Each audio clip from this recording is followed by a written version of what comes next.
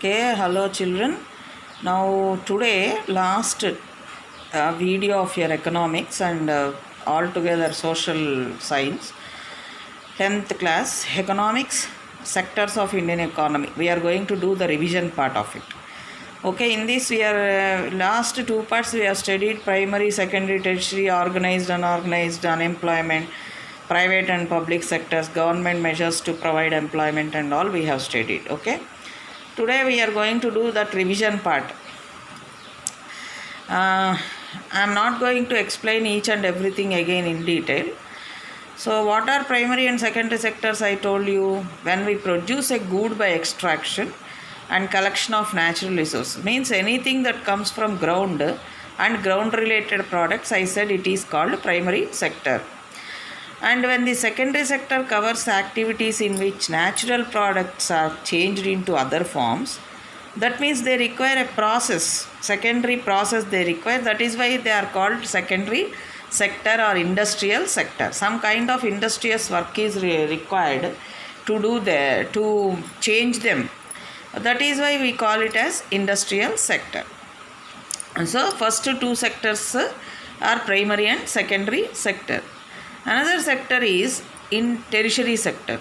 It includes activities in the development of primary and secondary sectors. That means which helps in the primary and secondary sector. These activities are previously it was a completely traditional, like banking, insurance, transportation, very traditional way all these used to be, post and telegraphs, but now things have changed a lot. So many things have become tertiary sector. Today if you see food restaurants, they are providing takeaway, and some cab systems have come in India. All these have been included. Metro has come. These are all the advanced technology increased. Services also, Amazon and all online services have increased. So all these have taken place. That is why nowadays tertiary sector has become more and more important for all of us in the country. And these three sectors are there in our country, children. Our country is mixed economic system. In this mixed economic system, we have both private and public sectors. In that we have these three, primary, secondary and tertiary sectors. Okay. And now how the government is creating employment to the people in the country in any area, like any sector. Employment can be given to the people by identifying, promoting and locating industries and services in semi-rural areas. Every state or region has the potential for increasing the income and employment for the people in that area. It can be done by tourism, regional craft industry, new services like IT, and a study conducted by Planning Commission estimates that nearly 20 lakh jobs can be created in the education sector alone. That means we can understand the importance of education and tourism. Basically, tourism also now you see it has increased a lot. New places to visit, they have come. All this. Now coming to the creation of employment, I think I have given you that MNREGA, Mahatma Gandhi National Rural Employment Program, where there will be 100 days of work for all the rural unemployed. They are all educated, of course, but education should be up to not less than or intermediate, if I say that, not degree but intermediate. Next one is children, organized and unorganized sectors. Organized sector is the one in which there is definite pattern of employment and wages. Unorganized is the one in which there is no definite pattern of employment and wages. So it is unorganized sector is characterized by small scattered units which are largely outside the control of the government. Organized means you understand there are very large business houses or medium business houses which have very regular employment to the employees, and they will be on the rolls in the attendance register, and their wages and salaries will be fixed, and they will not be on daily basis but on monthly basis. And mostly they will be actually what I can say, salaries when you are fixing, they will not be fixed on the base of person and all. There will be a particular category of people on where the salary is fixed. That is what is called organized sector. Understood, children? Now public and private sectors.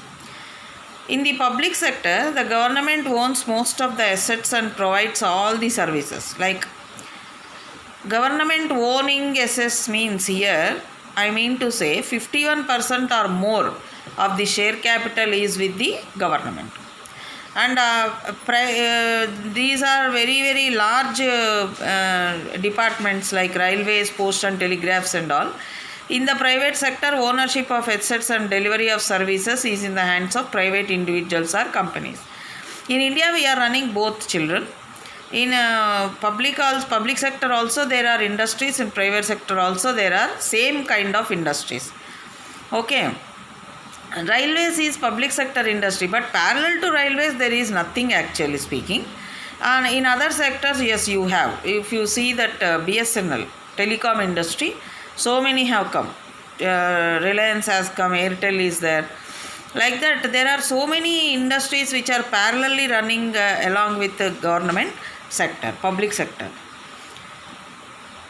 So, now what is unemployment? That day we have studied various kinds of unemployment levels, children. A person willing to take up a job at the prevailing wage rate but fails to get the job is called unemployment. Then unemployment is of various types like voluntary unemployment, involuntary unemployment, underemployment, disguised unemployment. Also there are structural unemployment, cyclical unemployment, seasonal unemployment. All these, and one more last but not least, underemployment. Voluntary unemployment, what I told you, voluntary unemployment is the one in which a person is not liking to work because of his leisure or wealth. He has lots of money with him, property, so he doesn't want to work, though he has the capacity to do the job. Involuntary means a person wants a job but not finding a job. Next is disguised unemployment. Disguised unemployment is what?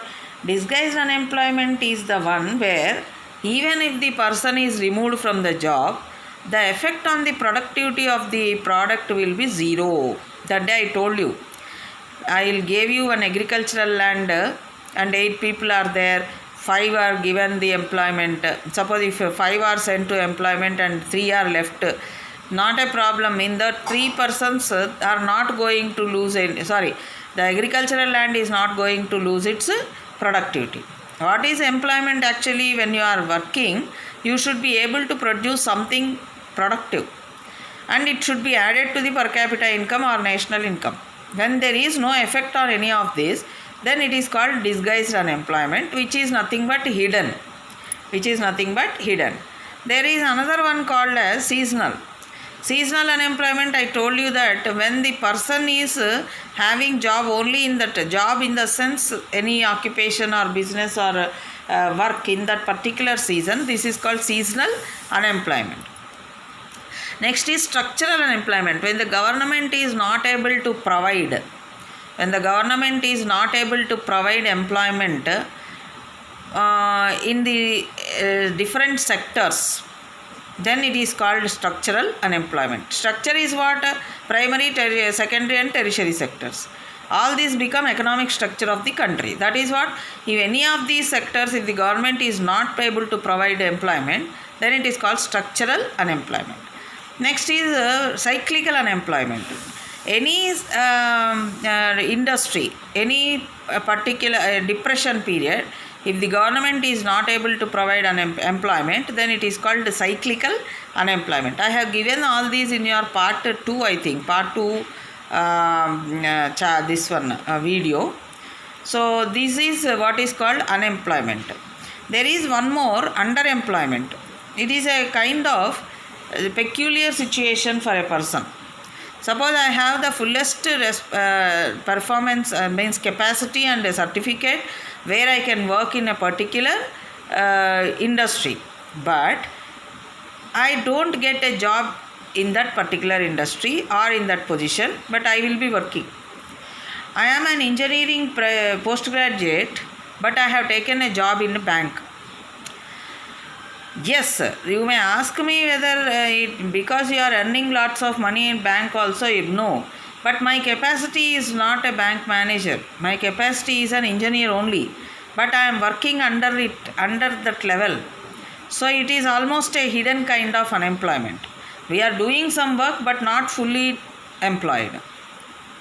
So where people are apparently working, but all of them are made to work less than their potential. So my potential is something different and I am working somewhere. This is kind of underemployment is hidden in contrast to someone who doesn't have a job and is clearly visible as unemployed.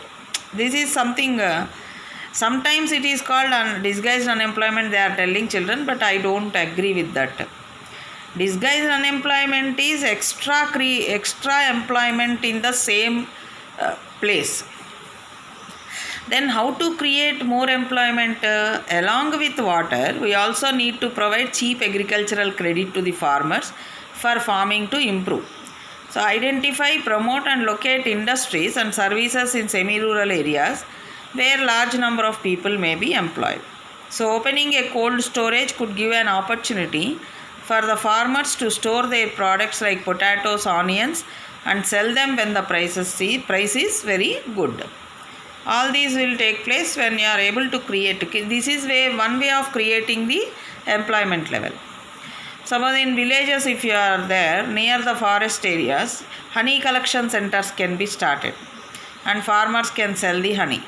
And also possible to set up industries that process vegetables, agricultural produce, and you can establish some warehouses, storing houses, and semi-rural areas and semi-urban areas you can start the industries there.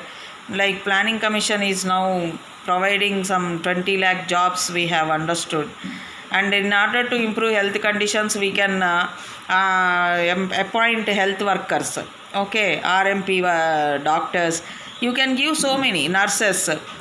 You can give employment to so many people.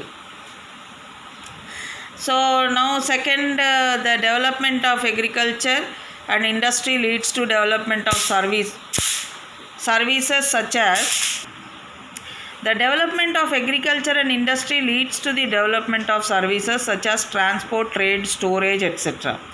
And third is, as income level rises, certain sections of people start demanding many more services like eating out, tourism, shopping, private hospitals, etc. And fourth, over the past decade or so, certain new services such as those based on information and communication technology have become important and essential. The production of these services has been rising very rapidly. That is what they are. Naturally, information and communication technology, internet services have increased. So many 4G, 5G services are coming. So communication technology has increased a lot, children. And with this, we have completed the revision part of your economics second chapter. Okay, when we meet in the month of June, again we can go with the other chapters and all. But do the activity properly, project work which has been given by CBSE. Okay. Thank you very much, all of you.